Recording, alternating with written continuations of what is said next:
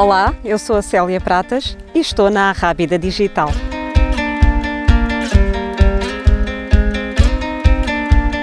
Neste episódio do Culture Mix, viemos até ao Hotel Casa Palmela, em pleno Parque Natural da Arrábida, junto à Estrada Nacional 10, entre Setúbal e Azeitão.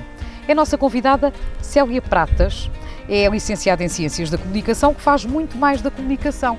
Eu diria que faz da comunicação um conto de fadas. Célia, obrigada por estares na Rábida Digital. Estamos aqui no Hotel Casa Palmela e olhando aqui para este espaço, posso dizer que tem muito a ver com aquilo que tu fazes já há muito tempo, que é a realização de sonhos. Exatamente.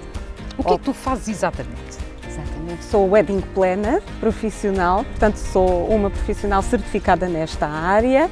Fiz um curso em Londres, já estou a exercer há 13 anos e a minha atividade é, no fundo, realizar sonhos entre duas pessoas, um sonho que celebra uma história em comum, a história de como se conheceram e a história de como pretendem ou como sonham que venha a ser o dia do seu casamento. E eu estou cá para ajudá-los a organizar, a planear o casamento e a tornar o seu sonho realidade. Trabalhas com todas as nacionalidades, não só a portuguesa. Exatamente, especificamente com clientes estrangeiros ou portugueses que vivem num outro país, mas que, dada a sua atividade profissional, não têm muito tempo para organizar o seu casamento. Estou a falar de médicos, tem muitos médicos, muitos enfermeiros, mas digamos que na sua base tenho muitos estrangeiros que pretendem vir casar a Portugal e justamente é esse tipo de clientes que eu organizo o casamento. Ora, vamos lá ver para eu perceber.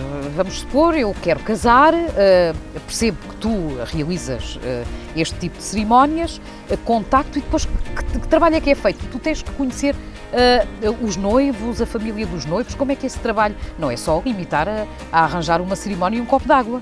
Claro.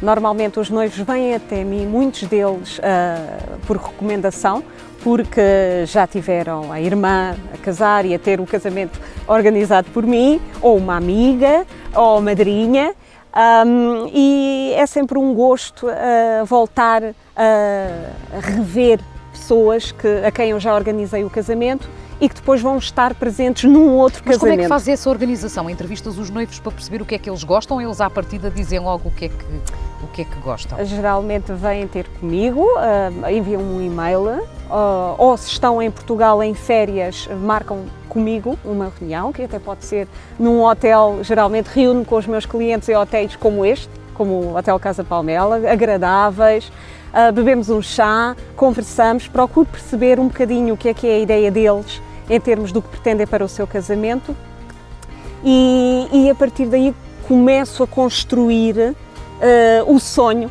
que lhes vai na cabeça e começo a dar sugestões e a tentar fazê-los imaginar de uma forma mais concreta como será o dia do seu casamento e que tudo, no fundo, tudo é possível de se fazer, nada é impossível. Acontecem sempre imprevistos no dia da cerimónia ou não? No dia da cerimónia, imprevistos poderão acontecer, já estão, digamos que eu aviso sempre os meus noivos para no convite de casamento indicarem a hora da cerimónia meia hora antes. Portanto, ninguém sabe que, por exemplo, o casamento vai ter a cerimónia às 4 da tarde, mas no convite vai 3h30 para evitar atrasos. Até mesmo os estrangeiros atrasam-se, não é típico português?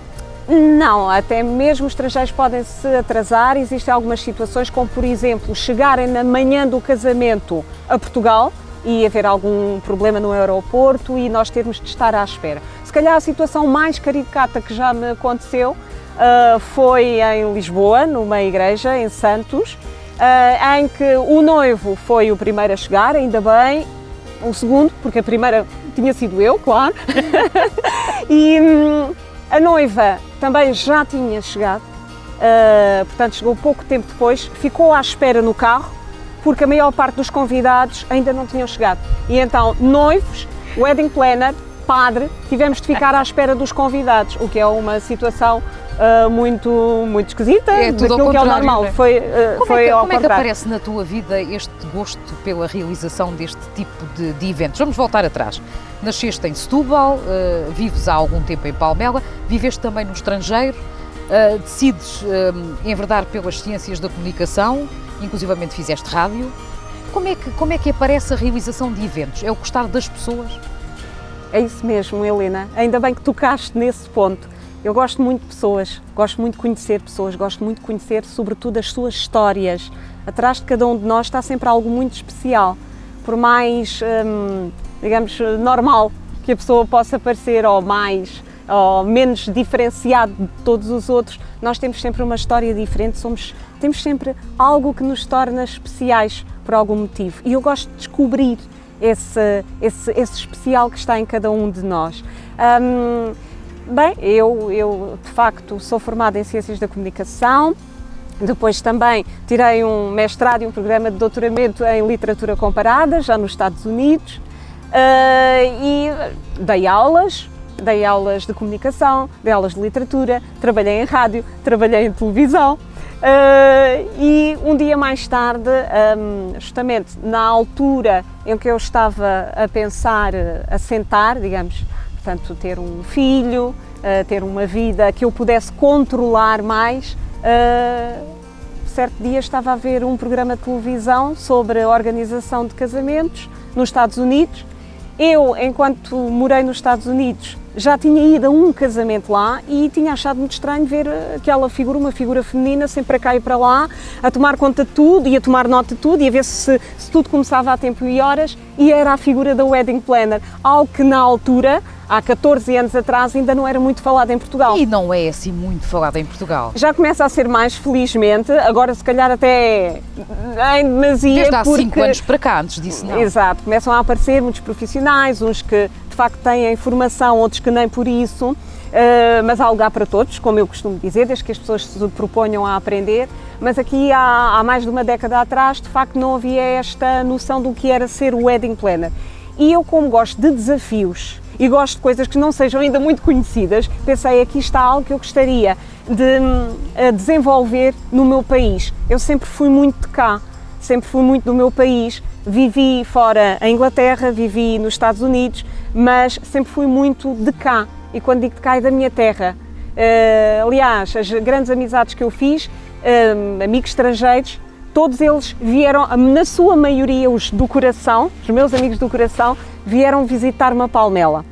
A Palmela e a Setúbal. Portanto, a minha terra, eu nasci em Setúbal, vivo em Palmela. Estás no meio, estás em Aires. Exatamente, e não há gosto, prazer maior para mim do que receber amigos que venham de outro país.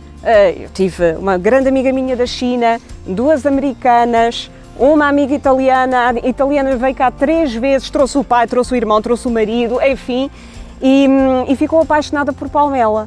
E eu fico super orgulhosa quando pego no carro e pego nos meus amigos que vêm de fora e digo assim, eu vivo aqui. A tradicional voltinha à Serra da Arrábida. A tradicional volta à Serra da Arrábida, a tradicional ida ao Castelo de Palmela, o andar pelas ruas de Palmela, aquelas ruas da parte mais antiga, o dar-lhes a conhecer a nossa gastronomia, tudo isso dá muito, muito prazer e muita alegria, e é como estava a dizer-te, Helena, de facto sou muito de cá. Quando realizas casamentos, e já aconteceu realizares casamentos de noivos que vêm de propósito de casar cá, que inclusive nem estão a trabalhar cá, sim, como é que tu dás conta do cardápio, do menu para o casamento? Eles conhecem estes pratos? Dás-lhes primeiro a provar para escolher a emenda ou deixam tudo ao teu critério? Isso é muito engraçado. Por exemplo, se tiver clientes portugueses que vivem e trabalham no estrangeiro, na sua maioria eles já sabem muito bem o que é que vão escolher em termos das várias opções de menu. Claro que pedem também algumas sugestões da minha parte, porque, enfim, eu estou tão habituada a comer vários tipos de menus em casamentos, que as pessoas aceitam muito a minha sugestão. Estrangeiros, mas o que é este prato? O que é um bacalhau espiritual? Spiritual codfish. O que é isso? Não existe esta tradução. Mas, e não podem vir cá fazer a prova do menu, que geralmente a prova do menu faz 1 mês antes do casamento ou 2 meses antes do casamento. E geralmente eles chegam 2 semanas ou 1 semana antes do casamento. Portanto, tem de ser eu a sugerir-lhes o que é que fica melhor. E eles ti. confiam. E felizmente também é algo que me dá muita satisfação saber, é que os meus noivos confiam em mim. Isso é tudo nesta minha profissão. Uma profissão que já tem também um livro editado. Já tenho um livro editado, foi o Contamos Casar, que foi à volta da história de 13 casais de noivos.